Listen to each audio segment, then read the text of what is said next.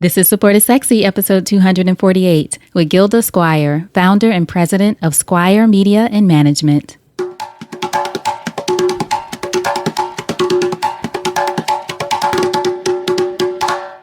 Welcome to Support is Sexy. I'm your host, Elayne Fluker, entrepreneur, author, and founder of Chic Rebellion Media. 5 days a week, Monday through Friday, I interview inspiring women entrepreneurs who share their wins and their lessons to help you take your business and your life to the next level and create something sexy. Here we go.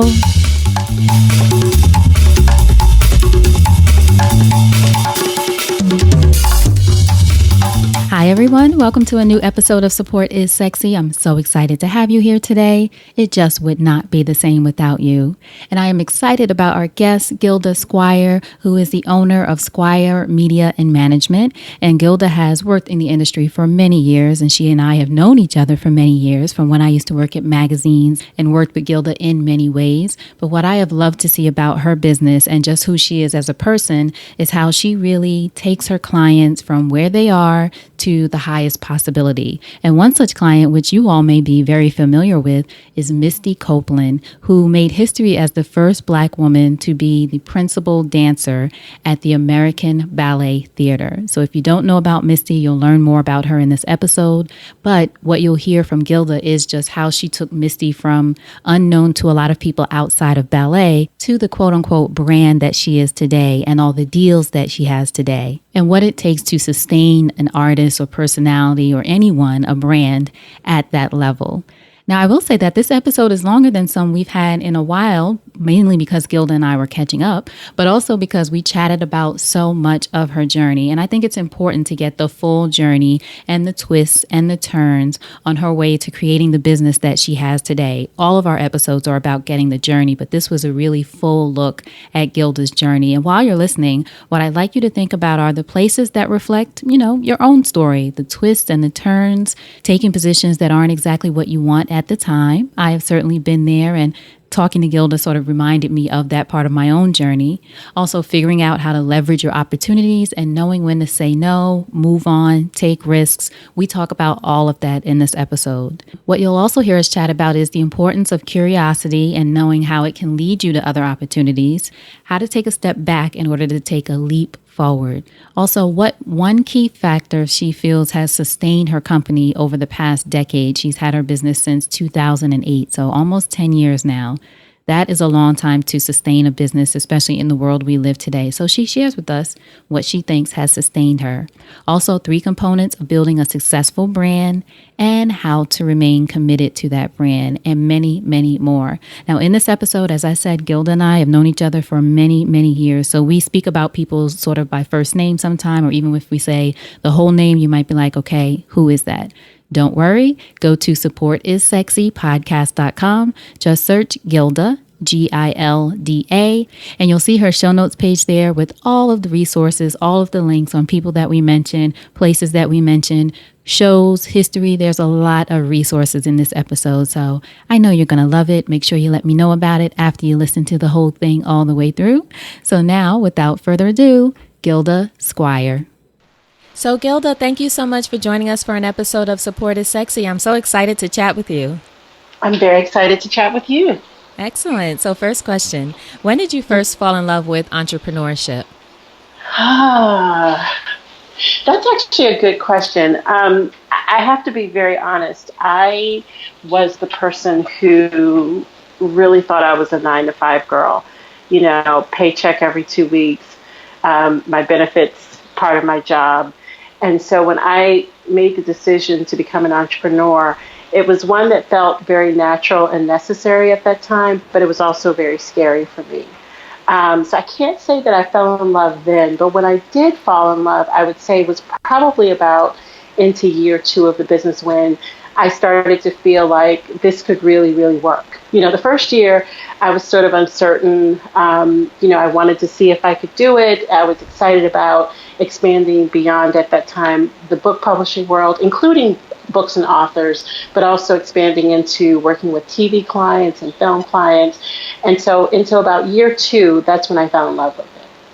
Would you say you were thinking about yourself as a 9 to 5 girl because that's sort of what you saw growing up, or what do you think? Absolutely.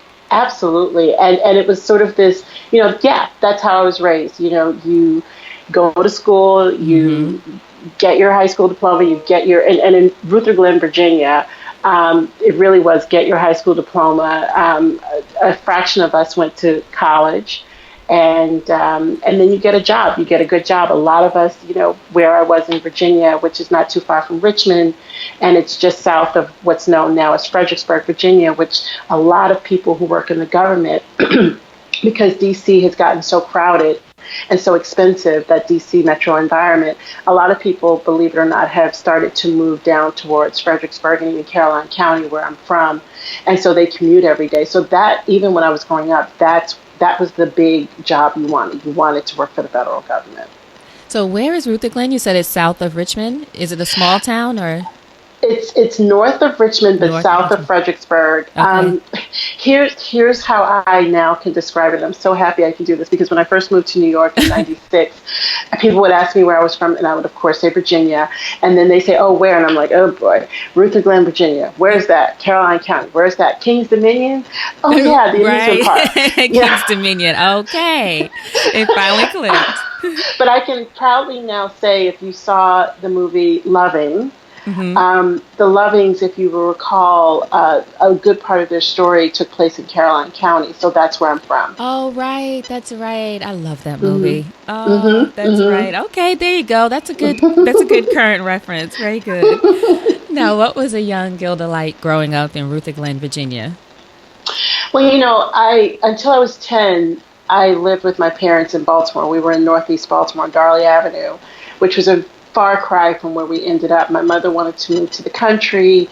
She wanted her house with her land and her yard. And so at 10 years old, we packed up because Mom and Dad had built a house in Ruther Glen, Virginia.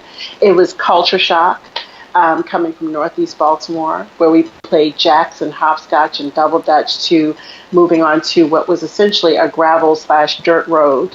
And also, one of the things that I didn't really think about too much until I got older, actually, was when I was in Baltimore, I was in a school that was all African American. And the white kids who came to our school were actually bused to our school, and they were on a different floor. It was the Talented and Gifted program. We never interacted with them.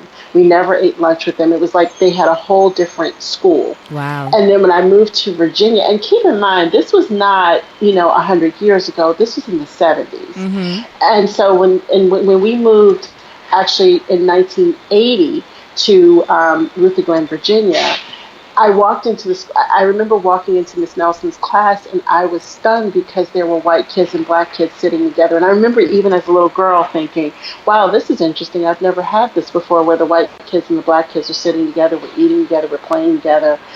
And so that was my youth. I think I've always been, if you ask my friends from men who I'm still friends with now, I was pretty outgoing. I was always big into books. I loved writing. I loved going to school.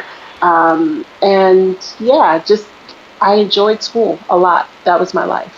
What would you say, how would you say, I should say, that experience? It's so interesting that further south things weren't segregated, but in the north, in Baltimore, they were, in that case of the schools that you went to. But what would you say that experience of going from predominantly black or all black school to going to one where you were in a mixed environment, how did that affect you at all, if in any way? I can't even say, Elayne, that it affected me. I do remember, ironically, Stephen Parker, who happened to be a white male in my class, he actually became one of my first really, really good friends. We both loved books equally. We both loved doing our homework. So we would spend hours on the phone doing our homework together, so much so that at that time my mother said, you need your own phone line because you and Stephen are on that phone all the time and no one else can use it. And we would literally get on the phone and talk about school. There was no gossip. There was no, there was no mean anything. It was just all about school and what we were studying and making sure we were ready for the next day. And so he became one of my good friends.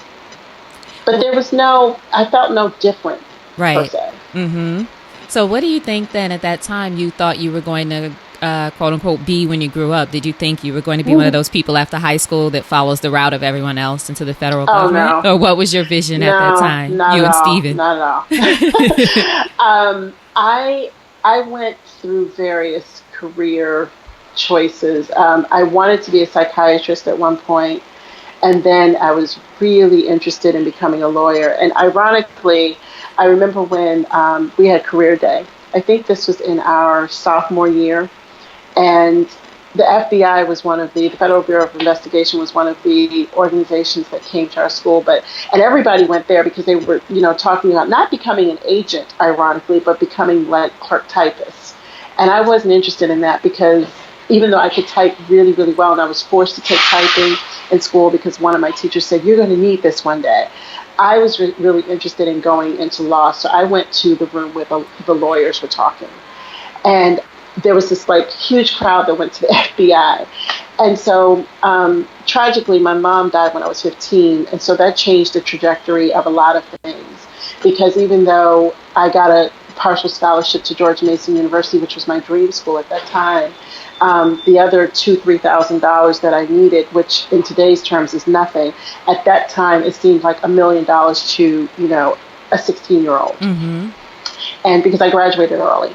And so I ended up coming out of high school without a direct path to college, which was always my plan. And that was always my mom's plan.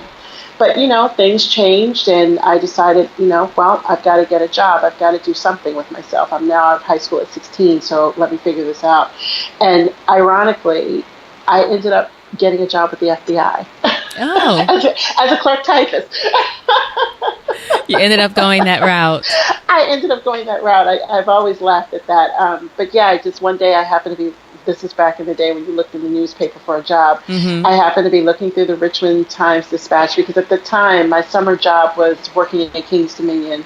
And there was another mail order catalog business that all of us high schoolers went to, during the summer to earn extra money. So I was doing both of those things. But I said, this is not permanent for me.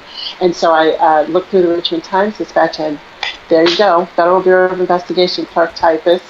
And I took the test and passed, and then I had to apply, for my security clearance and go through the whole background check. And a few months later, I ended up with a job at the Richmond office of the Federal Bureau of Investigation. At 16, or maybe were you 17 mm-hmm. then? Just turning. Turning 17. Now, mm-hmm. How long were you in that job? For almost 3 years. I worked in the Richmond office for a little over a year. And around that time, I was assigned, along with some other clerk typists, they needed some help in the Washington Metropolitan Field Office for 6 weeks. And so I had a special assignment there. And I, coming from the Richmond office, which at that time, I don't know what it's like now, but the Richmond office was what they would call a field office, and it was small. We only had 4 squads, and so that meant that if you were looking to become an administrative assistant, because that was the natural trajectory or path from the clerk typist pool. If you were looking to move up into being an administrative assistant to a squad, that was minimal because there were only 4 squads. Well, I go to Washington, and this is not the bureau. This is not the actual headquarters. Mm-hmm. This was just the field office of Washington, D.C. Yes, there are 2. It was like this whole world opened up to me. I was like, wow, they've got tons of squads and there's tons of opportunity.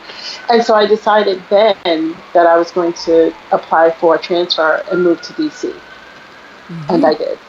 And at what point did you make the move to New York?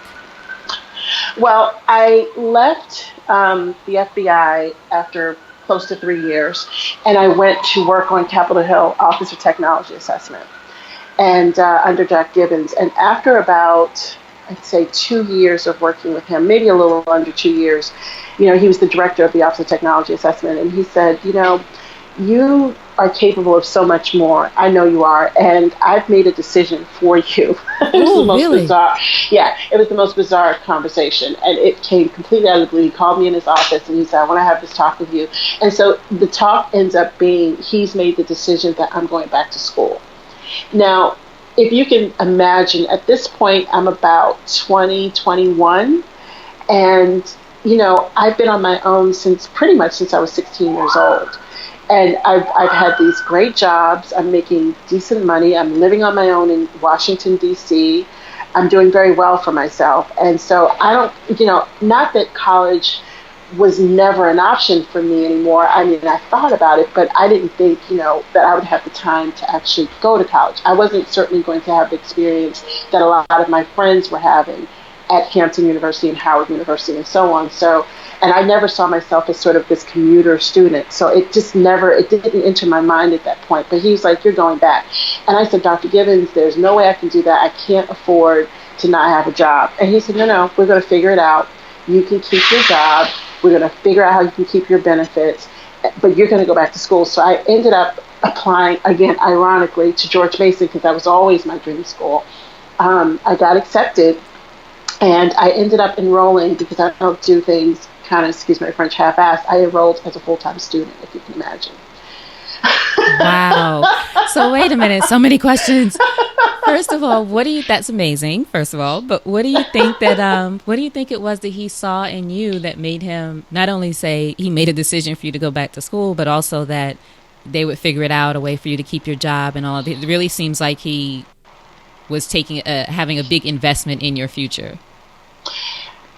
The only way I can answer that, Elayne, is that when my mother passed when I was 15, I feel like she has put angels around me in different forms who have really helped to guide me and to help point me in the right direction at every turn. Dr. Gibbons, even though I was his administrative secretary, we were not close in that way. We were not having dinner together, or I was not his right-hand person. Susie Bachtel was actually his right-hand person. She was his office administrator. I was just the secretary for him. And I don't want to say just to minimize it, but, I was not this person who was in his face every day. And so it was a very odd conversation for us to have had from my perspective, because this was not somebody who had become my mentor. Unbeknownst to me, he had. And so I can't say what he saw in me other than, I was always interested in everything. When I was at the FBI, I wanted to learn everything. I mean, I could run the switchboard at the FBI because, I thought, oh, interesting, teach me how to run that. I could do the, I don't even know how I can say this without, basically, there's a secret communication system when you're interacting with agents in the field. I'm sure it's much more sophisticated now, but there was a separate technological system, and it was all coded. It was a separate language of its own that I had to become certified in using. I did that when I was in my teens at the FBI in the Richmond office. And so I've always been that person, like, what are you doing? Okay, that seems interesting. Let me learn from that. That might be something. Yeah. And so when I was at OTA, the Office of Congressional and Public Affairs was right next door to the director's office, which was Jack Gibbons. And, I noticed that whenever there was time to release a new report, they would go into like high gear. And Jean, who, rest in peace, would be running back and forth, back and forth, back and forth.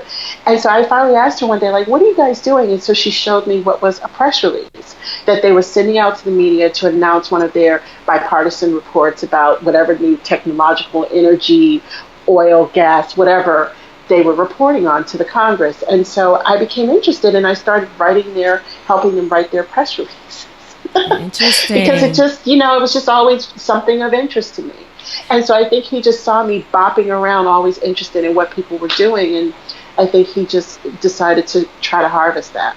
It's such an example, too, of you never know who's watching, as they say. And sometimes people think of that as, oh, no, you never know who's watching. Whereas it's, you never know who's watching. You know what I mean? Absolutely. The difference of it. And people are investing in you or taking interest in you when you're not even aware of it. So being yourself, being as curious as you are, going after things is so important, no matter what field you're in. Absolutely. And so bringing it to New York, I finished George Mason in like 3.5 years. I went full-time the whole time. What'd you study? I started out because I went back to law.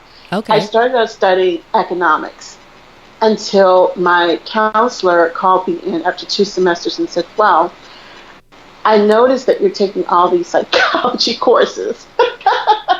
Because I was interested. Mm-hmm. And so I said, she said, well, you haven't taken economics yet. And I said, okay, I need to do that. And so I take a macroeconomics class. And no disrespect to the economists out there, you are so important. It was the most boring thing ever. I mean, I would go to class, and it was in one of those big lecture halls with like 200-300 people. And I would go in there, and I'm like, okay, all we're doing is reading and doing our reports and taking our midterms and our finals. And so I would find myself, and I rarely tell this story, I would find myself going to breakfast instead. Skipping class and going to breakfast. Just skipping class, and I would just read while I was at breakfast, because I'm like, I can read on my own. I mean, it wasn't rocket science. And so if you read it and you really absorbed the information, you could comprehend what the material was trying to convey. And so I did very well in the class, but I just decided that wasn't my path. And so a very good friend of mine at the time ironically decided to start her own magazine. She had always modeled herself out to be like a Jackie O. She loved Kenny Onassis. And so she loved the idea of publishing and magazines and books. And so she decided to start her own magazine. I think we were probably, at that point, I was at least probably 22, and she was maybe 19. And so we actually went on the road, being her good friend. I said, oh, yeah, let me help you.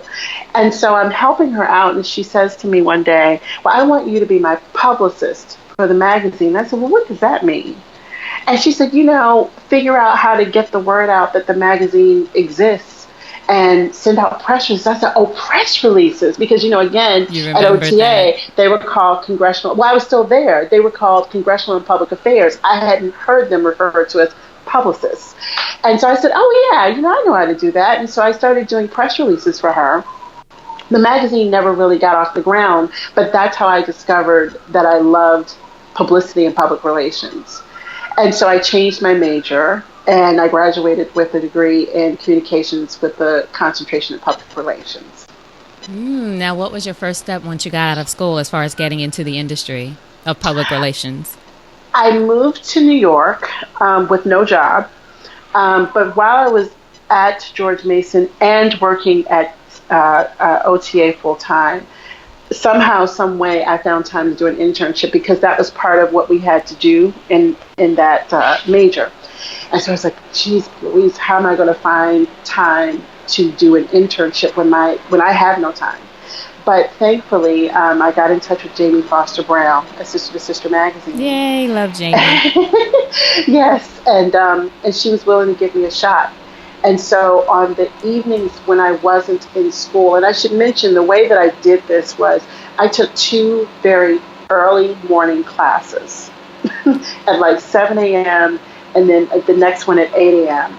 And I literally ran to work after those 2 classes. And then I would go back right after work. I wouldn't take a lunch, and I'd leave work at like 4:30 and run out the door and go straight back to, and I took 2 evening classes. And then I would always take a class on a Saturday. So that is how I went to school full time. That is an example of finding a way.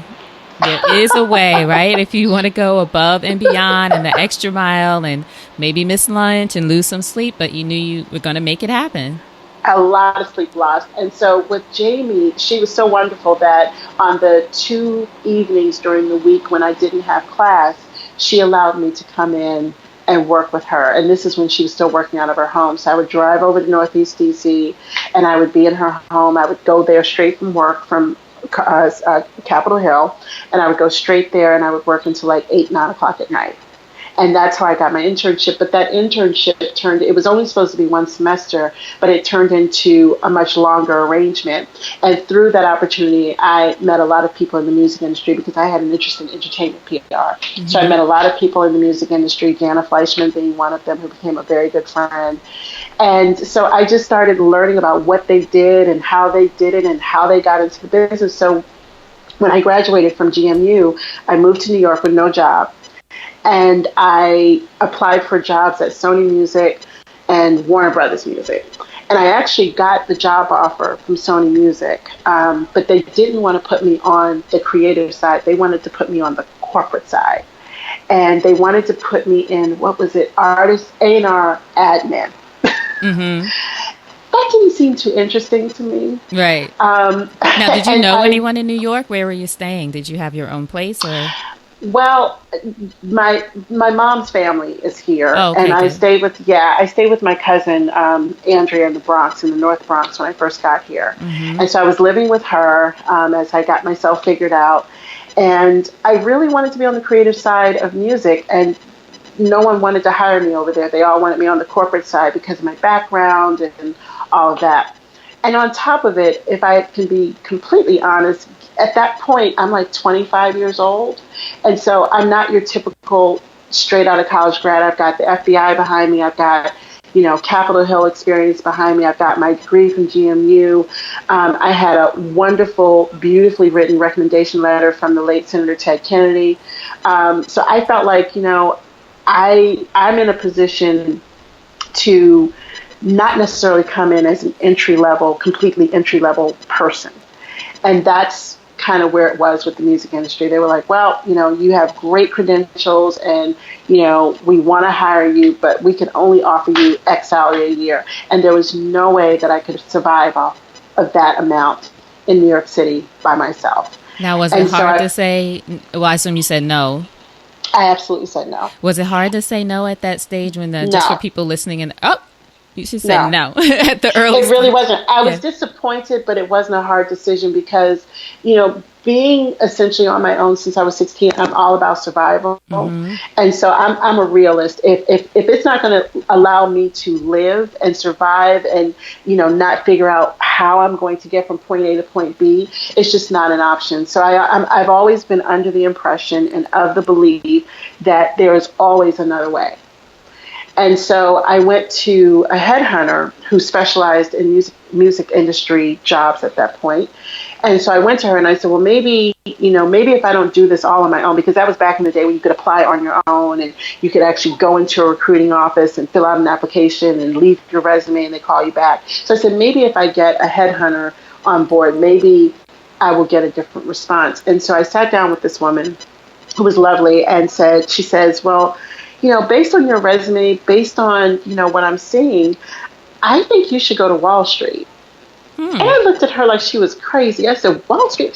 How did we end up there? I'm trying to go into the music industry. And she said, yeah, but, you've seen that. You actually got a decent offer. No, it wasn't much money, but that's how it is in the music industry when you first start out, even with your resume. She said, but if you need to come here and survive and really get established and plant your foot in the city, you need to be able to make enough money to survive and live on your own. And I said, well, yeah, true. And she said, well, Wall Street can allow you to do that. And I said, well, I didn't really love economics and I didn't take finance, so what on earth would I be qualified to do? And so she told me about Goldman Sachs and JP Morgan at that time having jobs available in the administrative assistant kind of role. And I said, well, I wasn't really trying to go back to being an assistant. Nothing wrong with it, but that wasn't my goal. But anyway, she talked me into it and she said, look, let's make a deal. You go for these interviews.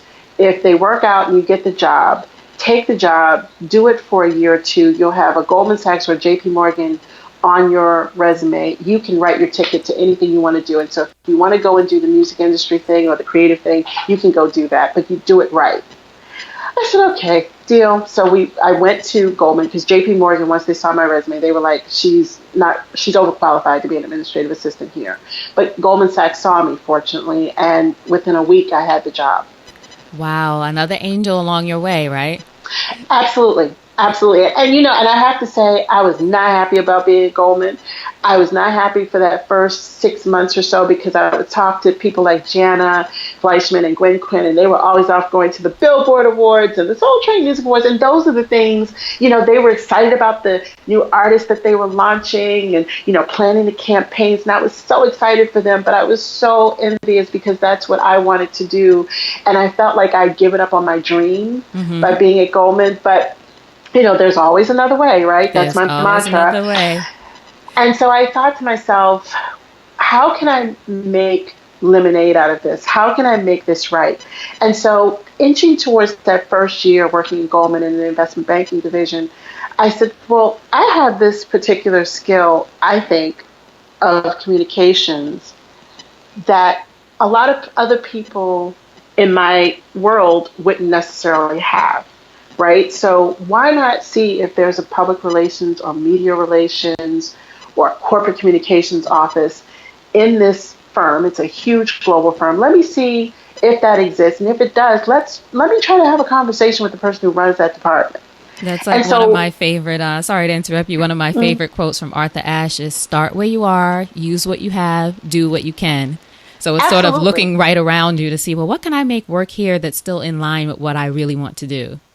Yeah, because Elayne, I had to wake up because everywhere I went, when people would ask me where I worked, and I'd say, "Oh, I work at Goldman Sachs," I work at Goldman Sachs," and I would see these eyes light up, like, "How did you get that job?" Including in my own family, my mom's family, who lived in New York, grew up in New York City, heard of Wall Street, probably passed Wall Street, but never worked there. None of them had ever had a job there. And they were all like, "How did you get that job?" Right. So I started to realize, like, okay, maybe this is something far more special than I realized. And so Goldman at that time, and I'm sure they still do, much more sophisticated now, had this, what they called the global directory. And you could literally just type in the department name and it would bring up everybody who works in that department.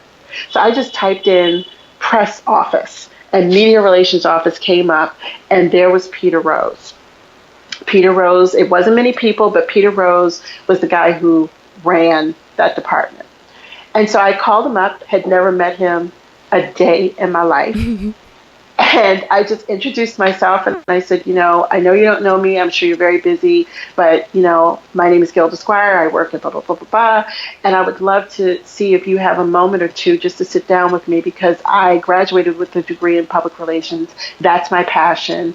And I see that that's what we have here at Goldman. And I want to make my time here worth it. I want to make it count. And so he said, sure. So I go down maybe a week later and have a conversation with him. I took my resume. He's looking at it with the letter from Senator Kennedy, and he says, "Wow." He said, you really do have a skill here, as you say, that not many people would have at this firm. This is interesting." He said, "The problem is we don't have any jobs open down here. As you can see, we're not a big staff." And I said, "Well, I'm willing to wait, but I'm not going to wait, but for so long." I said, "I'm going to give myself another year."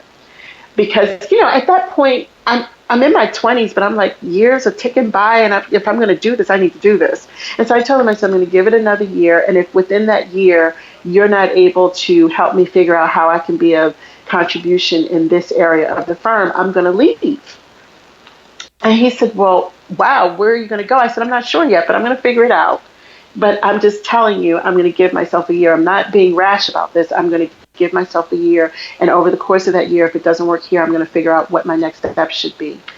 And so he said, "Okay, great." He stood up, shook my hand, and he said, "Very nice to meet you." And so ironically, he kept in touch with me over the months. He would check in with me. "How are you doing? How are things going?" And I kid you not, Elayne, it was nearly a day to the year. He called me and he said, "I realized that my year is almost up." Wow.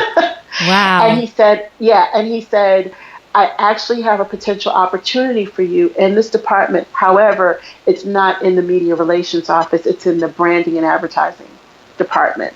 Still down here in communications, corporate communications, but in the branding and advertising department." I'm like, "I'm game. I've never done advertising a day in my life, but I'm game."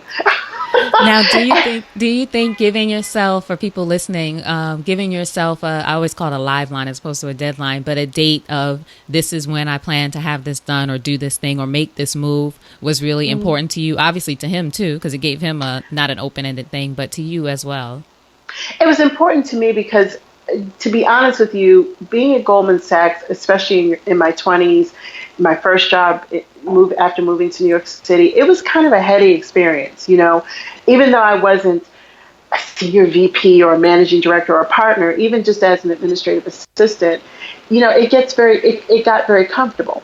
I had the opportunity to get cars home and making overtime. I mean, I was able to move out of my cousin's apartment in 3 months after working at Goldman. I mean, for those of us who live in New York, that's a pretty big feat. Right. To be able to save up enough money to be able to move out and with broker fees and all of that stuff. So it was a very comfortable existence, and I didn't want to become too comfortable and then look up and 10 years have passed. So that's why I imposed the self deadline. And you were so focused and passionate about the thing that you really wanted to do. And I always tell people, especially when I speak to young women, just about the path is never usually what you expect it to be. No, but always never. Stay focused on your goal, right? Absolutely. Absolutely. So I ended up, and that's a longer story, but the long and short is I met John F.W. Rogers, who oversaw all of corporate communications for Goldman Sachs. He was the head of our department, even though he didn't sit with us, and he actually sat next to, at that time, John Corzine, who was the CEO, chairman of Goldman Sachs at that point. And John F.W. Rogers was pretty intimidating. That's who I ended up doing my interview with, because Peter called me and said, well, you've got to go meet with John F.W. Rogers. And I was like, John F.W. Rogers is on the letterhead? Right. And he said, yes. I said, oh, wow. Okay, like, talk about pressure. And someone else who didn't know me from Jill. So, it was very intimidating. And so you walk into this big office, because he's in the executive suite, big office. He's like in the corner with his 4 screens in front of him with the markets and all of that on it. And he's typing away, and, he looks up and he says, oh, hello, have a seat, not in front of him, but on the sofa in the conference room area of his office, and he's still across the room. And he's asking me questions and still typing away, and I didn't think he was paying any attention to me. I was in his office all of 10, 15 minutes, and I remember having a conversation with the senior VP saying, I think I did horribly. I was only in his office for like 10, 15 minutes. And he said, and he was a senior VP in investment banking. He was a banker, and he said, you got 10, 15 minutes with John Rogers? Right. Everyone else probably gets 5 minutes. If. So I said, oh, is that good? And he's like, my goodness. He said, I've never been in his presence for that long. So anyway, within 2 days, I got the call from Peter Rose, who said, you're going to be getting a call from David May. And then David May, I didn't know who that was. I looked him up and I said, okay, he's the head of the corporate communications department. So David calls me and says, well, I'm told that you're going to be my new employee, so I guess we need to at least meet and say hello. Mm-hmm. So John basically called David and said, I'm sending her to work in your area. So he had to figure out what to do with me. And it was the best experience of my life. That was my introduction to branding. Mm-hmm. Which I feel has gone on to serve me for the rest of my career and even now into my business. The understanding what conceptually branding really means, and to be one of the branding professionals for a corporation like Goldman Sachs is pretty amazing. That is amazing. That's good. Yeah. And I mean, of course, we never know this, but you never know how all of that is going to play into what you're doing later down the line. So the fact that you were open to say, okay, I'll try it. I haven't done that, but at least it was closer, again, about that path that twists and turns, closer to that thing that you wanted to do. And one of the ways, Elayne, that I sort of brought public relations back into the mix was towards the end of my tenure at Goldman. We were constantly getting these calls from various publications like Essence and Black Enterprise and Hispanic Business, when they would have these anniversaries or special issues for advertisement. Can Goldman Sachs advertise? And so, and I'm not going to be ashamed to say it, those questions ironically always started to come to me. Mm-hmm. And so, granted, because I'm a Black woman, I'm sure, but those questions, well, what do you think, Gilda? Do you think we should do this? But we were always scrambling at the 11th hour to try to figure out, because the materials and the messaging that we had wasn't necessarily the right messaging for those entities at that time. And so rather than coming up with these one-off kinds of ads, I said, we need to have something that is more of a cohesive, consistent message throughout the corporation globally about where we stand on diversity. And at that point, diversity was a hot topic, very hot topic. And so I just, I was told by John Rogers, who became my mentor, well, figure it out. What do we do? And so I put together through research of what everyone else was doing, what JP Morgan was doing, Morgan Stanley, but also American Express and IBM, some of those other big corporations, what they were doing, not just on the outside, but internally with their employees. I decided to put together this report and this recommendation plan, and it became Goldman's first U.S. diversity marketing plan. Wow. I wonder if it's something that they still, maybe not that version, but still use today, sort of the springboard for the reports and things they use now. The part that I do know that is still in existence is the internal celebratory months, like Black History Month, Hispanic Heritage Month, because before I did that, it had never been done before at Goldman. And so that is one thing that maintains today, and I'm so proud of that, because that was one of the hardest things that I had to fight for internally, because, a lot of the senior management at that point, not John Rogers, because John Rogers was like, if Gilda says we need to do this, then I really think we need to take a hard look at this. But some of the other older white male partners did not feel that it was necessary. Right. And so until, the very first events that we did was Hispanic Heritage Month, and Chrissy, who was at that time the founder of Latina and the publisher of Latina, she was our very first speaker, and it was standing room only.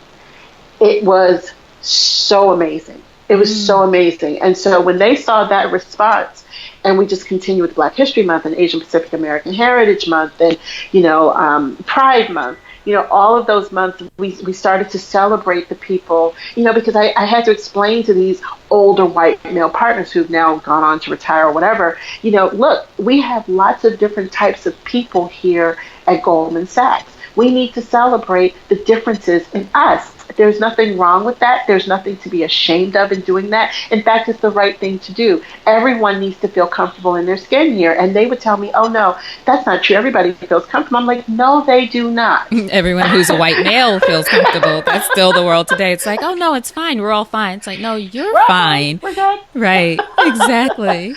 So it ended up being very, very successful. But as part of that plan, I built in public relations. Now, if you look at the Goldman Sachs model of, 90s, before 2000, the only people you saw in the news making statements would be whoever the chairman CEO was, Abby Joseph Cohen, who was a huge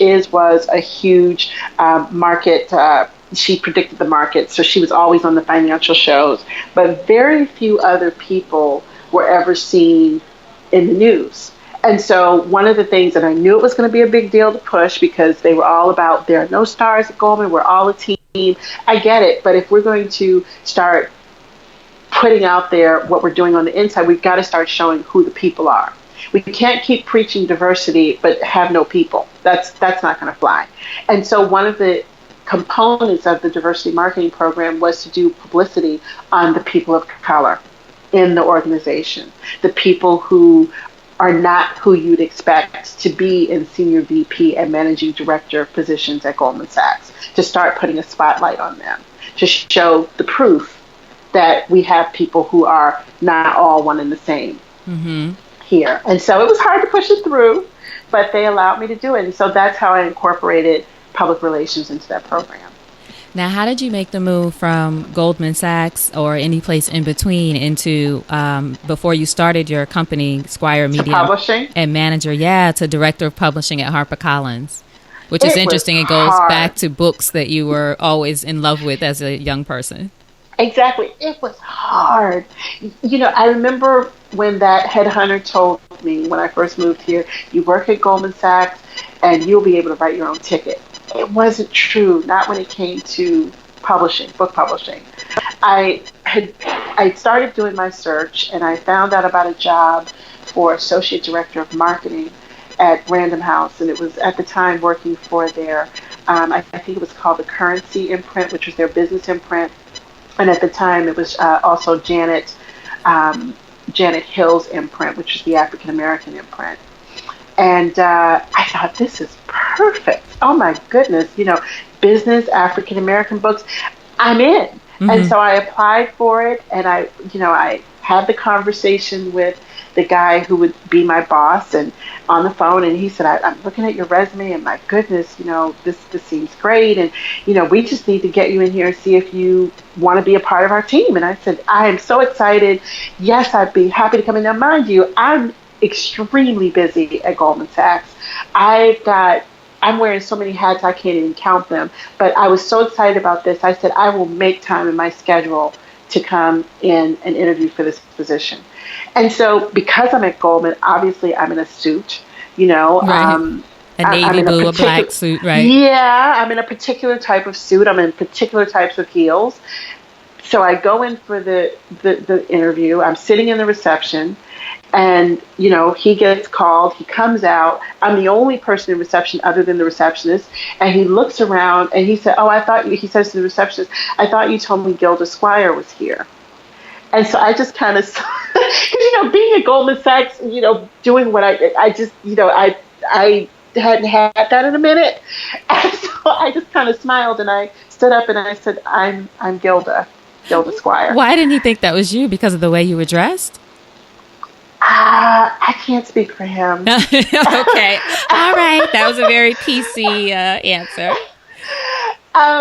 And so I just kind of smiled like, oh, wow. And so I shook his hand and I could see the look on his face like, oh. Oh, uh-huh. So it wasn't the color of your suit. No, it was not. Uh-huh. Okay. And so we go and sit down, and this man, over the course of 30 to 45 minutes, and this experience has stayed with me. I can actually visualize it as I'm talking to you. He spent 30 to 45 minutes trying to talk me out of taking this job. Really? Oh, yeah. And so I kept saying to him, I'm here because I want to be here. With all due respect, I am busy. I'm traveling more than I've ever traveled, but I made time. I made sure that I carved out this time to be here. And I've traveled all the way from 85 Broad Street to Midtown Manhattan in the middle of the day to sit down with you. So I'm clearly serious about wanting this job. Well, why would you want to leave a place like Goldman Sachs? I mean, we don't have any bonuses here. I'm clear about that. I want to leave because I've always been interested in books. I've always loved books. And I love doing public relations and advertising and marketing and branding. That's why I'm here. But he didn't want you there.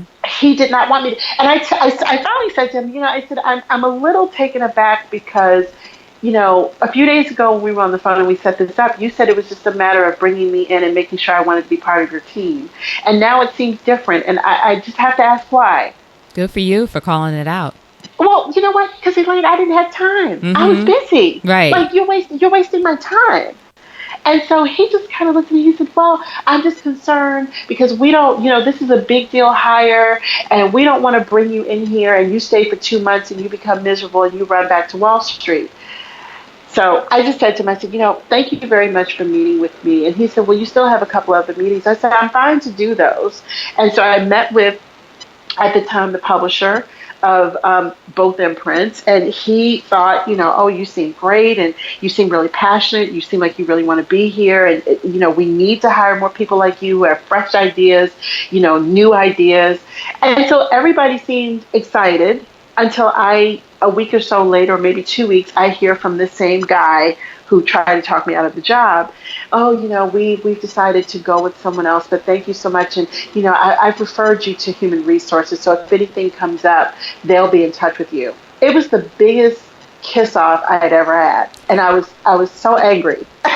Now you said that experience has stayed with you and you could sort of feel yourself there. What do you feel like you took from that experience that we can all learn from it too?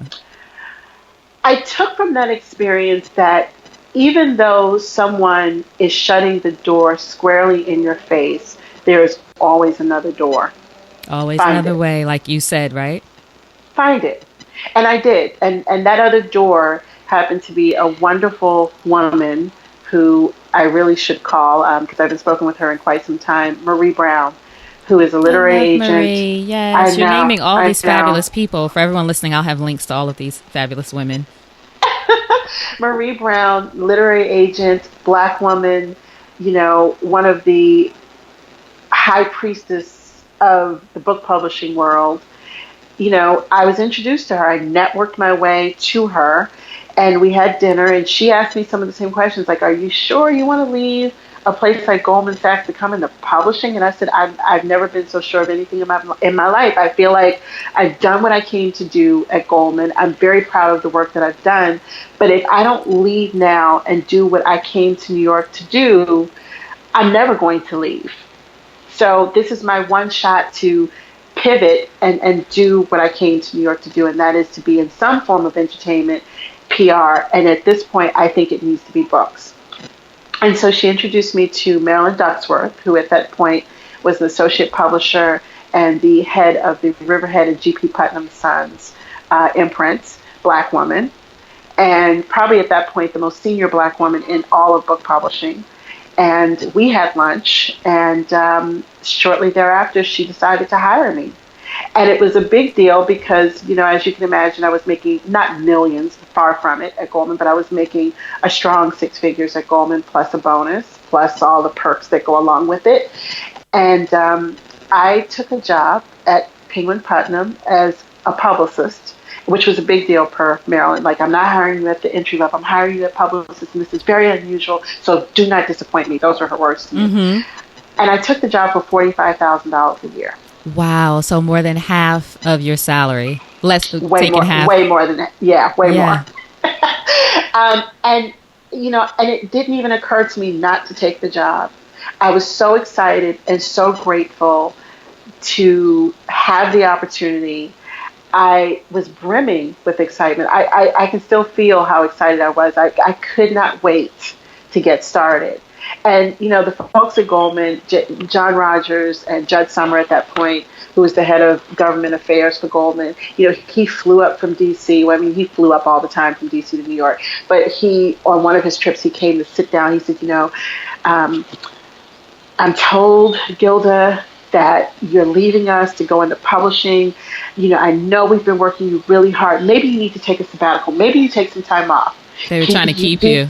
Oh, yeah. Yeah, he was like, because they thought I was just stressed out, which I was.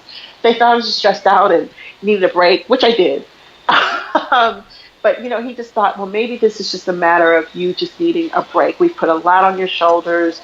We appreciate you. We want you to take a break. And I said, this is not about taking a break. This is really what I want to do. And John Rogers, bless his heart, was like, how are you going to make money doing that? Like, they're like, we don't understand. Do they have bonuses? What is this? Like, how are you going to live? Right. And so, so I was thrilled to go to Penguin, and my very first author was Susie Orman. Wow. The Road to Wealth. Can you imagine? I'm completely green to book publishing. Had never worked in book publishing, obviously. Really had never worked as a full-time publicist.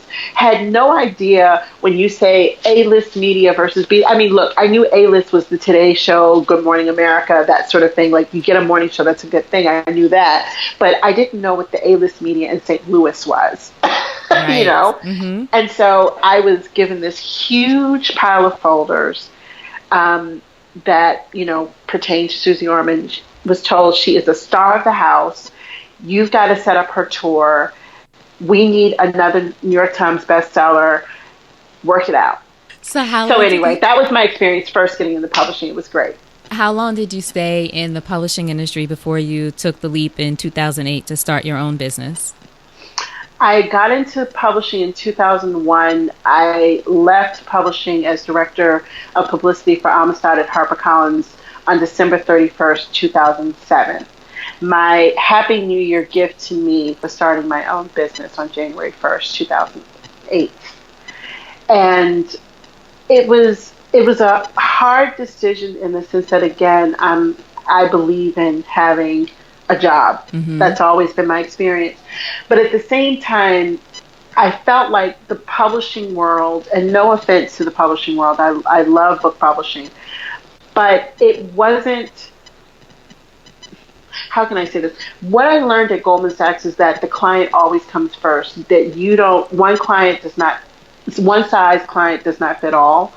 And in publishing, I felt that the publishing process was happening so fast that there were books that I really wanted to throw my all into because I felt like, this could really be something special. But there was no real time to do that because you had the books that had already published that you were still working on, that were still going, the books that were coming out right now, and we were also working on books that were coming out 6 months from now.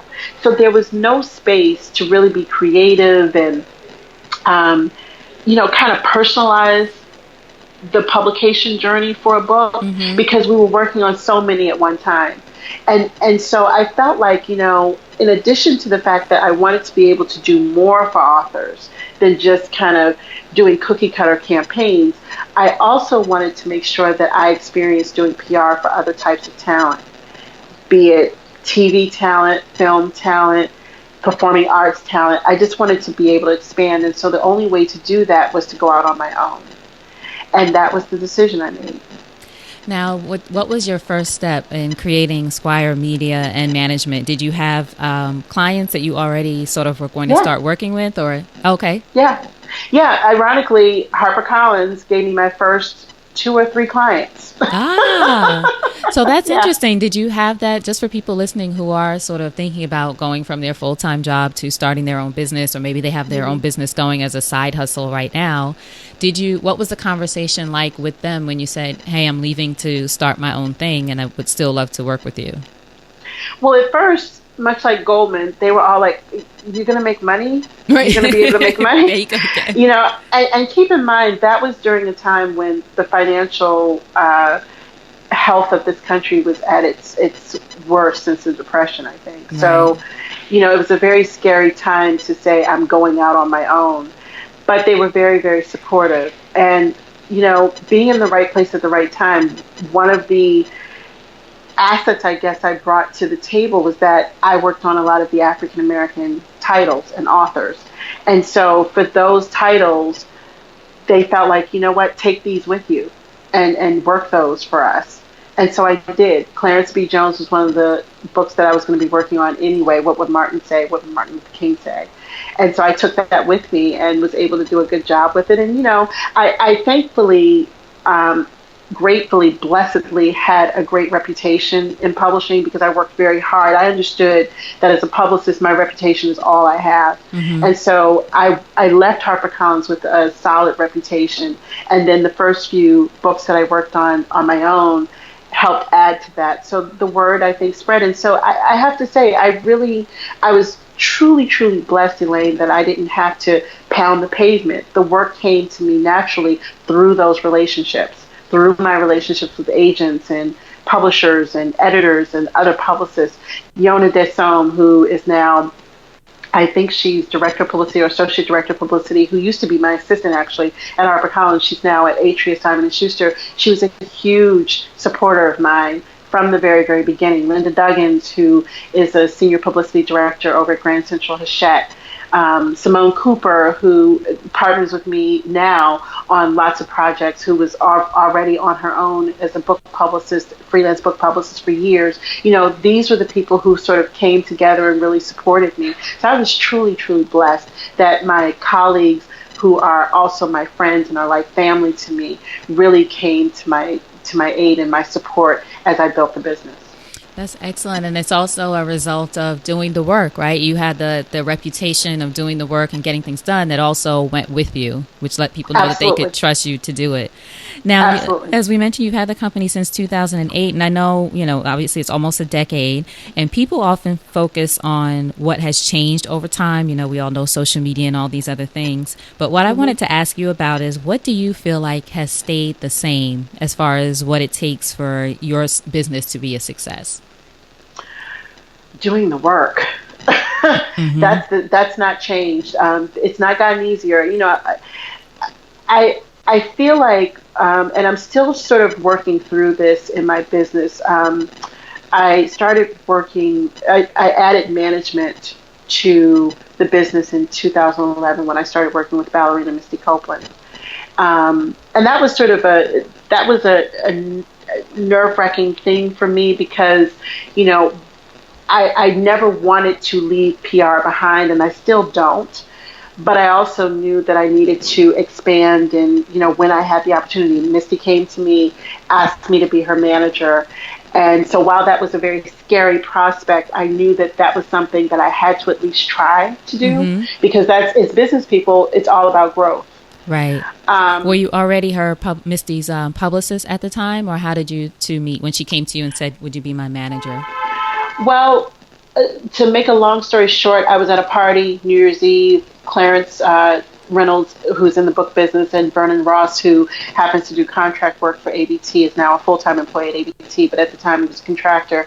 And they were talking about Prince's concert, Welcome to America tour, which I had not seen, but everybody else in the room pretty much had seen it. And they were talking about this black ballerina who danced on point on the piano. And I was amazed, first of all, that it was a black ballerina, but secondly, that a grown woman could dance on point on a piano. I was like, wow, okay, right. Tell me about this young lady, because she sounds pretty special.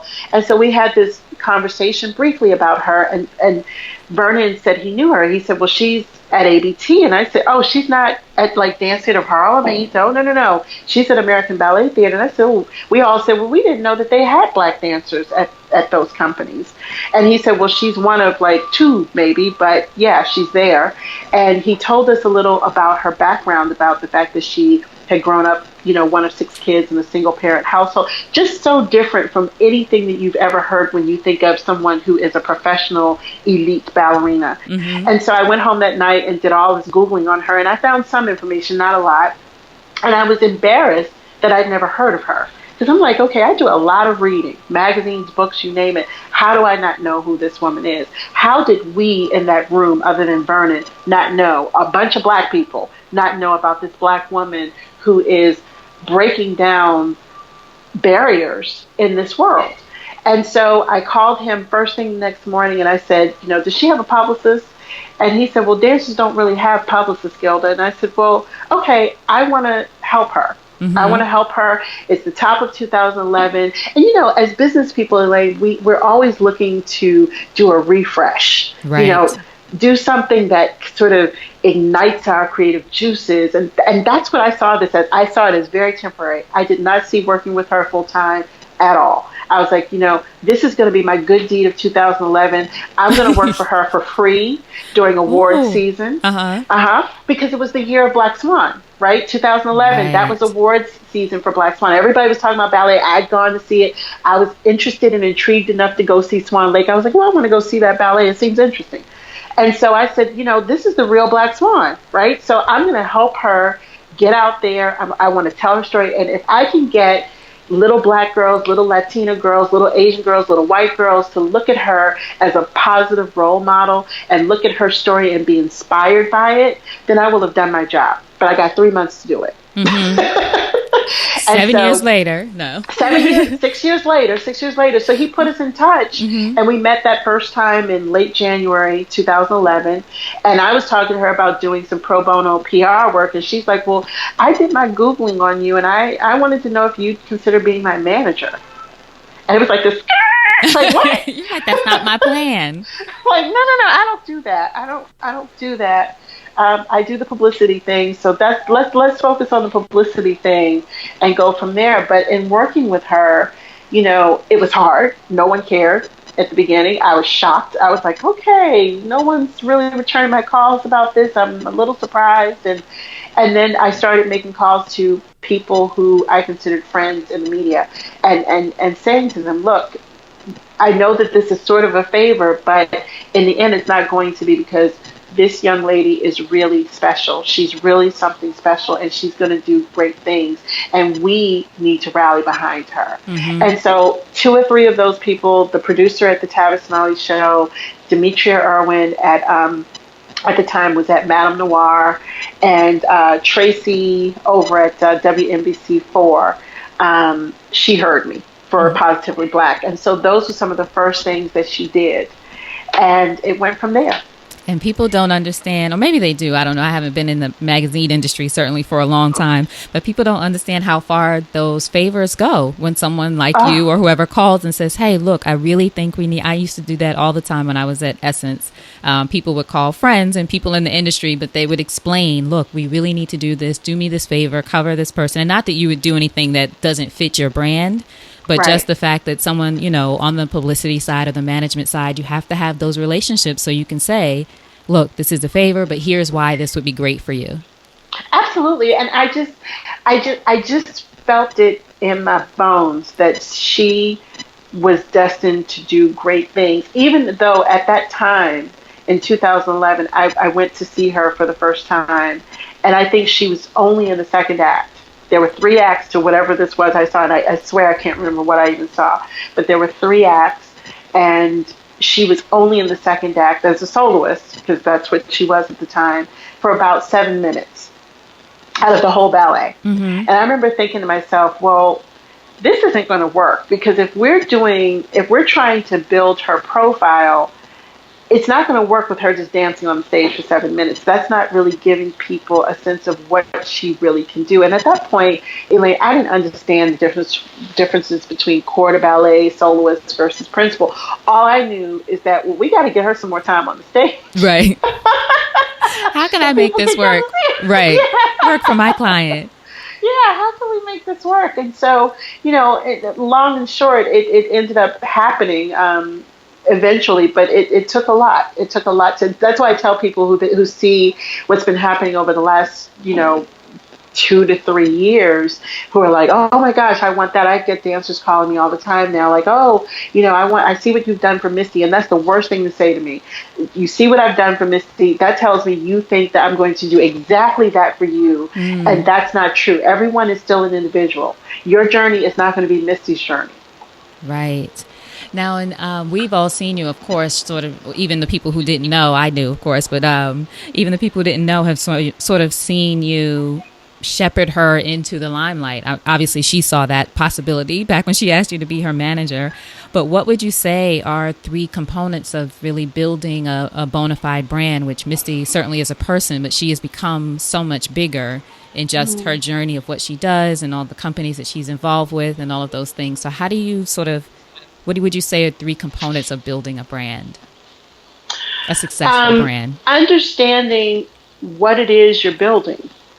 When I first started working, that's number 1. When I first started working with her, I knew very little, suffice it to say, about ballet. So one of the first things that I started to do was really going to the ballet, understanding what some of the, more storied ballets were, aside from Swan Lake and Nutcracker. There's a whole line of ballets that have been really important and critical to her career, Don Quixote and Giselle being 2 of them. Now, when she debuted those this year, I've known for the past several years, because of my educating myself about the world of ballet and what means something, for lack of a better way of saying it, that Giselle and Don Quixote would be historical moments for her. And not just understanding the ballets themselves, but understanding the culture of ballet. So that, to me, is number 1. Understand what it is you're working with. Not just the product, if you will, in a vacuum, but understanding the world in which that product exists. That was number 1 for me. Mm-hmm. Number 2, really figuring out who your audience is. That was very important for me. With Misty, it has always been very, very important, no matter how many magazine covers she's gotten to this point, no matter how many interesting projects she does. It has always been important to me that Black media be a part of our mix. We never, ever, I've seen so many brands, not to name them, African-American artists, celebrities who, once they get to a certain point, you no longer see them in the pages of Essence or in the pages of Ebony. And I've experienced that as an editor too. People would actually say, oh, we don't want to do Black magazines anymore. I'd be like, what? But I put you on before. Anyway. That is so never been my mindset. I remember when the Barbie came out, and Mattel was amazing. absolutely amazing. But when I made sure, I said, send me the list of media lineup well before we go into it, because I want to make sure we're not missing anybody. And so when I got it, I said, we got the Root, Essence, Madame Noir, we gotta put them down, the Griot, and they're like, oh, okay, because that's not how they think. Mm-hmm. It's not, middle finger to the black media. They just don't think that way. And they're just looking at size. Absolutely. And I'm like, we have to carve out time. Working with Linda Duggins on Ballerina Body, she's, like I said, the senior publicity director at Grand Central Hachette. It was such a blessing because it went without saying. Linda's a black woman. It went without saying. So it's great that Self Magazine is doing a cover. It's fantastic that, CBS This Morning is going to have her on. But, where's the Root? We need to make sure that the Root is doing something. Where's NBC BLK? So understanding who your audience is, no matter how big Misty has gotten, our people, African American people, are still our core. They will always be our core. So that's number 2 for me. And number 3, I guess, has been making sure that you continue to steer the ship in the way that it's supposed to go. Don't take opportunities just because they seem like great opportunities and because it's a big deal, but is it the right deal for your client? So now, how do you keep a level? Sorry to interrupt. How do you keep a level head in order to do that? Whereas in some cases, people may think, "Oh, we should definitely do this because it'll be big, or because it'll be fill in the blank." Because big doesn't always mean success. Mm-hmm. Because big doesn't always mean that it's right. If it doesn't directly speak to the brand, then no matter how big it is, it can never be the right fit. That's just always been my philosophy. What do you think people get wrong about branding? So much. What's the main thing I should have said? One thing, or however many you'd like to share, but one thing that you've seen maybe in your experience time and again. They think that branding is all one thing or another, not a compilation of things. Branding is not just PR. Branding is not just advertising. Branding is not just, events. Branding is all of those things. It's a compilation. It doesn't lean heavily on one or the other. When I think of branding, I think of branding quite simply as when you think of a particular product, a particular person, what comes to mind? What descriptors immediately come to mind? And when I thought about branding with Misty and I were always on the same page. When people think of Misty Copeland, what do you want them to think of? Humility, talent, commitment to ballet, proud black woman. Those are some of those descriptors that have always been in place for her. Sort of your guiding post. Mm-hmm. Yeah. Mm-hmm. I work with different clients and writing their brand stories. And it's funny, I always ask those questions. But for some people, and I don't know if this was the case with Misty, at first it's difficult for them to answer questions about that, of what you want people to think of, or even what you think of yourself, because they haven't really considered it in that way. Mm-hmm. But it's sort of, what do you want people to think of when they think of you, or the work you're doing, or the product, or whatever it is? Absolutely. And I think that that's the reason why Misty has been so consistently successful in the various projects that she's done. Because people understand, her messaging has never changed. Her messaging has, I think you can agree, has always been consistent. Absolutely. She's not been all over the place. She's not posing in Playboy one week and being on the stage the next week and doing Dannon the next week. Mm-hmm. She's not half naked here and, in some sleazy, because it could be very easy to be on the cover of, I don't know if Playboy is the magazine anymore, but, to be on the cover of Playboy, everybody see. I mean, I'll give you an example. We've had 2, and I think they're amazing opportunities, but we've had 2 opportunities with media for her to be in bikinis or completely naked. And while in those film are or magazine, no, like no, publications. magazines, Okay. magazines, and in reputable publications. Let me just be clear about that. Reputable publications, not going to be sleazy at all. And at a time when we were talking about the athleticism, when we first introduced the ballerinas as athletes narrative, it kind of made sense. But then after we started thinking about it, it's like, you know what? You have such a young audience of girls who look up to you. I'm not sure that would translate to them in the way that we would want it to translate, even though these are reputable opportunities. And so we turned them down, even though they were huge opportunities. We turned them down because there was too much of a risk involved that it would send the wrong message to her younger fans. Excellent. So that's an example of the brand stewardship that I'm talking about. Right. And an example of having that conversation. And as you said, looking at how does this marry with the brand or the narrative that we have at this time, what we're committed to.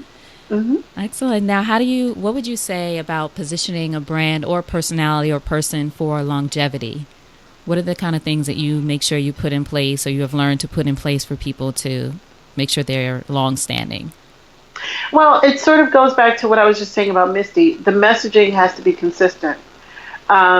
You can't be all over the place. If you start the track of this is how people, when they think of you, this is how they view you, this is what they think when they think of you, they trust you in a certain way. They trust you. They trust you to be the, committed to ballet. They trust you to be, humble. They trust you to be supportive of the arts. They trust you to be committed to diversifying classical ballet. So in that regard, if you continue along with that message, that sets you up for longevity because people begin to trust that brand direction. Right. One of the things that you mentioned is about the narrative that you both created or you created for Misty of the ballerina as athlete. And I'm wondering did you come up with that narrative before the Under Armour deal, or did you have the narrative and that's what attracted Under Armour? I'm curious how that works. I thought of it before Under Armour, and that was largely one of the reasons why I wanted Under Armour on board. Because ironically, when she was going through her after fiber, when she had to pull out of the Met season in 2012 with her tibia injury, the process, the journey that I saw her go through, first of all, I have to say, I've never been so scared in all of my life because, I care about Misty. I care deeply about her. She's such a good, decent, kind, generous human being. And she was working so hard to try to finally crash through this ceiling, not just for herself, but for all the Black women who'd not had that opportunity. And she felt like, you feel like you've gotten to the edge, and that edge, you're about ready to jump because it's time. It's time to jump. And you're right there, and then it's over. So you're being told that it's over. You're being told that you have this career-ending injury and that you'll never dance again. And I was so afraid for her because I said, there's no way because at that point we'd been working together for about a year and a half. I was like, all this work that she's done, all this work that I've done, all this work that we've done together to push this conversation forward. And who knows when there will be another opportunity like this for a Black woman in ballet. And oh my God, she's injured. Right. And that was captured in the documentary, right? Absolutely. That was the point of the documentary, was to tell that story and to tell the story of what she went through to try to get back to the stage without really knowing, because Nelson George, the director, says this so beautifully. When we started filming A Ballerina's Tale, we had no idea where this was going to end up. We didn't know if Misty was going to be able to make it back to the stage. Misty didn't know. Right. She was going to work her ass off to get there. But, the body is the body. And, what she was being told in her head, she was like, no, I'm going to push through this. And, the fact that that woman came back from that injury to not only become a principal dancer and make history, but to dance incredibly physically intense roles like Swan Lake, like Don Quixote, like Firebird, is amazing. And I have often told her this. I mean, I'm not overly religious, but there are certain times when you just have to say, this was God. Mm-hmm. This was something, right? This was not just, oh, well, she worked really hard. She worked her behind off. She really did.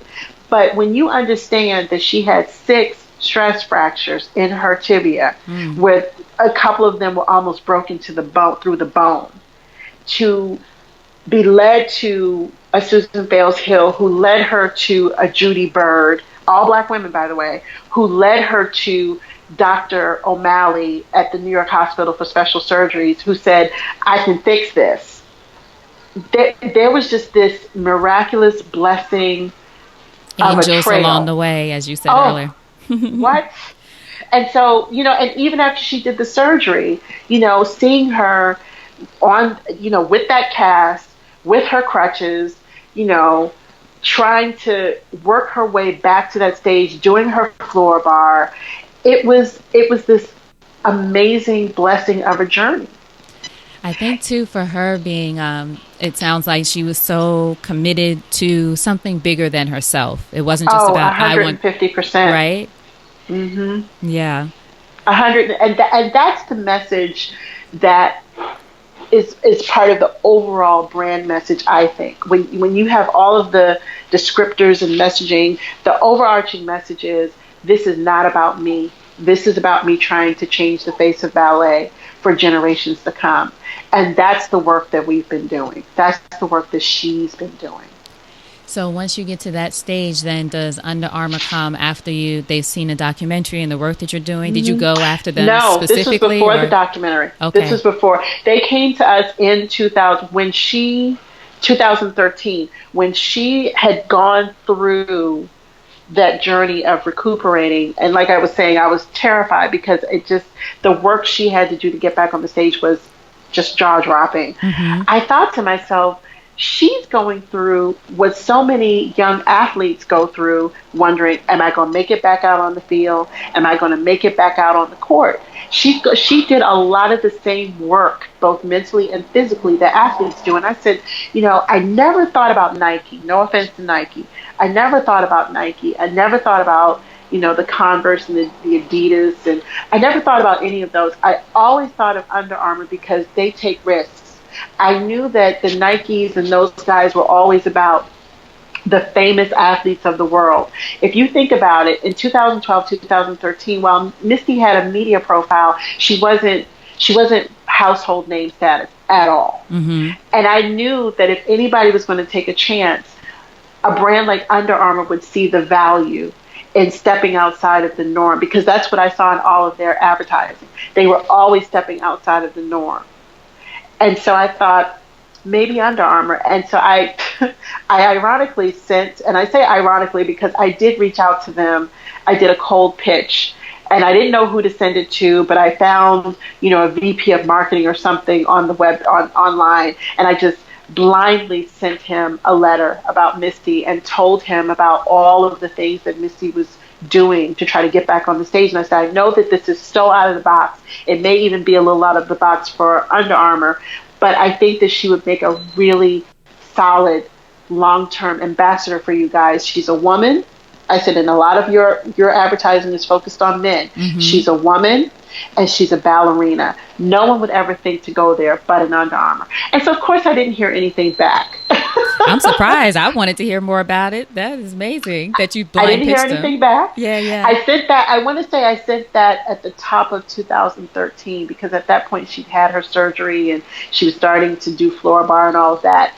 And so I sent it like January, February 2013.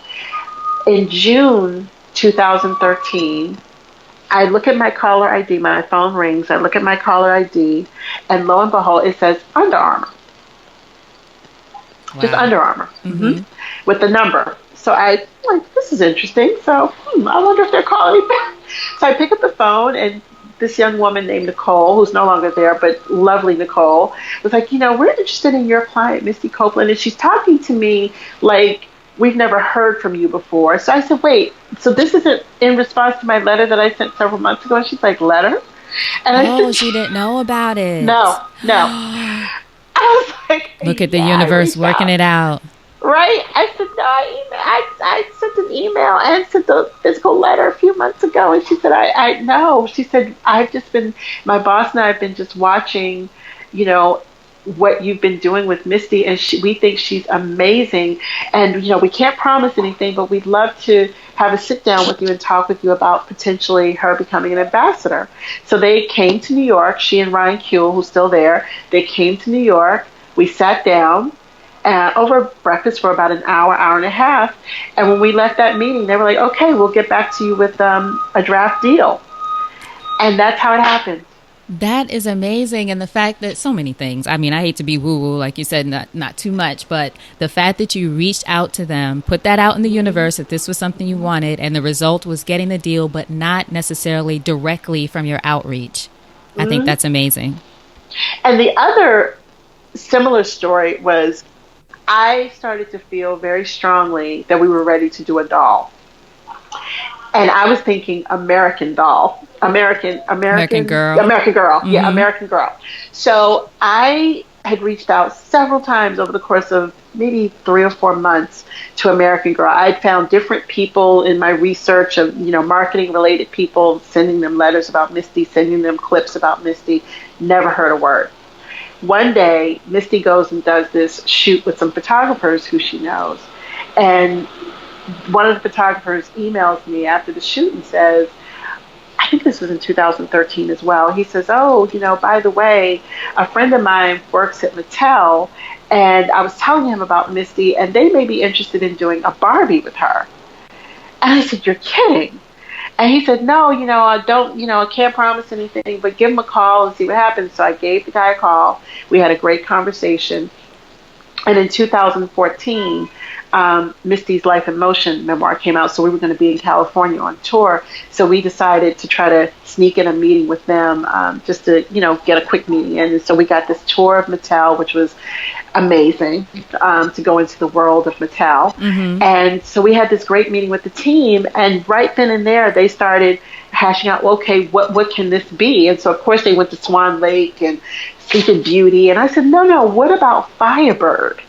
That was the role, that was the turning point for Misty. What about doing a Firebird doll?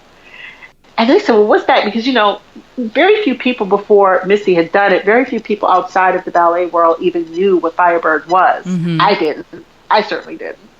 And so now Firebird is part of pop culture, so to speak. And I said, Firebird. And so I pulled up the pictures of her as the Firebird. I said, it's beautiful. It's a beautiful costume. And so long and short, that's what we decided to do. In that very meeting, we decided to work towards doing a Firebird doll. And that was in top of 2014. But the funny thing is, Mattel owns American Girl. Ah, there you go. So it's so funny, when I got the email from the photographer, I said, I've been thinking it's time to do a doll, and I've been reaching out to the American Girl people, and no one's ever gotten back to me. And so when we're sitting in the Mattel meeting, I said, they said, well, have you ever thought about doing a doll? And I told them the story, and they said, well, we own American Girl. And I was like, wow, okay. We were like, there it goes again. It all comes back. I love it. And the doll was beautiful. I saw one in person. I think it was, where was I? When I was... consulting with Huffington Post, and one of the editors, I was like, that is the Misty Copeland doll. Oh my gosh. Beautiful. It's lovely. It's lovely. So, Gilda, I don't want to take too much more of your time, but this is so fantastic. I could talk to you forever. But I've enjoyed it. Yeah. A few more questions. One of the things I saw in a post that you wrote on May 1st, I believe it was on Facebook, about writer Karen Tanabe. Is that how you pronounce her last name? Yes. The diplomat's daughter. Yes. And you said that you love that she writes about strong women who survive despite the odds and who don't run from conflicts, quote, even if it means going against what's considered safe and conventional. So you've sort of been telling us examples of this next question that I have, but I wanted to ask you, when is the last time that you defied the odds and went against the quote-unquote conventional? I think when I started my business, actually, because those are some serious odds, with the financial crash and the real estate market crashing and people losing jobs. And I decided, leaving what was a very, very good job at HarperCollins to start my own business with so much uncertainty, beyond the 2 or 3 projects that I took with me, with just so much uncertainty. So, and I had a lot of people tell me, in the publishing world, who genuinely cared about me, like, we support you, we cheerlead you, but, this is a crazy move right now. You sure you're going to be okay? So I feel like that was the last time that I really defied convention. Do you feel like you did it then, just going back to that for a second, because no matter what, you felt like now is the time? Because you could have just said, oh, I'll wait and see, what happens in that crazy world that we were in at that time. Do you just feel like you felt like, nope, now is the time, I'm doing this now? I felt like that was the time, because if I can make it during these financially challenging times, I can make it anytime. Mm-hmm. That was my thinking. It may have been crazy thinking. It was, but that's what you got to do sometimes. Entrepreneurs are crazy people. That was my thinking. Yes, that was my thinking. And I guess the other time I defied the odds was, working with Misty. Diving into this ballet world, diving into a role that I really had never done before, and deciding, we're going to literally try to help change the face of ballet. That's pretty extraordinary. What would you say entrepreneurship has taught you about yourself as a woman? That I'm stronger than I ever thought I could be. I'm much more resourceful than I ever thought I could be. And I've learned to exercise patience. That was definitely a need for me. I have never been a patient person, but I've learned to exercise patience. I've learned the value of patience. Mm-hmm. Especially and being resilient. And I was going to say persistence, right? Yeah, absolutely. Mm-hmm. So in closing, Gilda, if you think over your life and career and you had the chance to thank only one person whose support was critical to you personally or professionally, who would that be and what would you say? Ooh, one person? Yes. That's hard.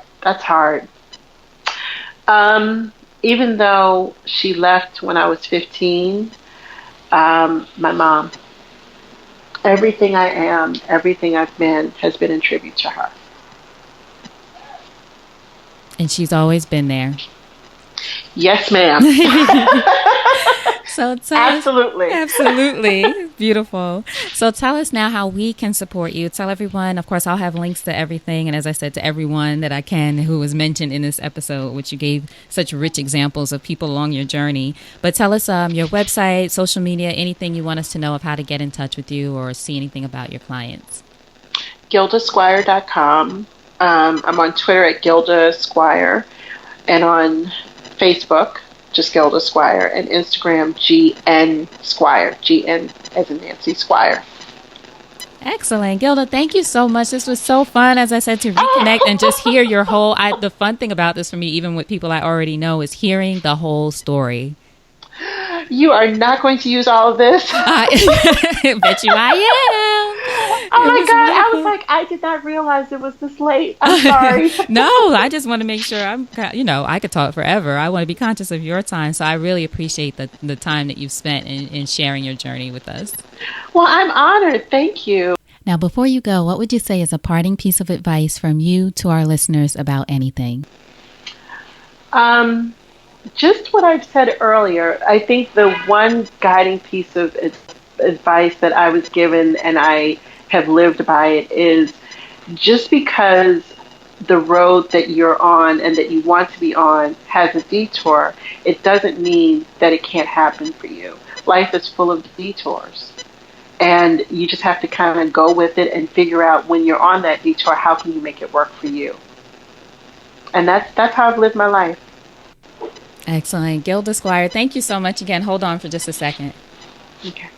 All right. Thank you all so much for listening to that conversation with Gilda. I hope you enjoyed that. Be sure to go to supportissexypodcast.com so you can find out how to get in touch with Gilda and to see all of the resources, the people, the shows, the everything that we mentioned in this episode. I captured as much of it as I can, and all the links and everything will be there for you. Supportissexypodcast.com.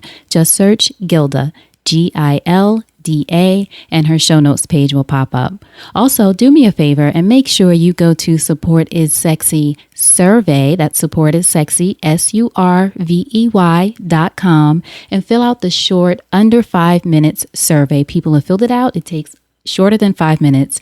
Answer a few questions for me to tell me how I can better serve you and how anyone else that I bring into the picture can better serve you. They say the best way to get to know your audience, your customers, your friends in my head, you're all my friends in my head. The best way to get to know you is to ask. So this is me asking for support. Please go right now, if you're not driving, go to supportissexysurvey.com. Check it out. A few questions, 7 questions actually. Take you less than 5 minutes. Answer a few questions for me. It's completely anonymous unless you want to leave your email for me to give you a call if I have a few more questions for you just to find out more information.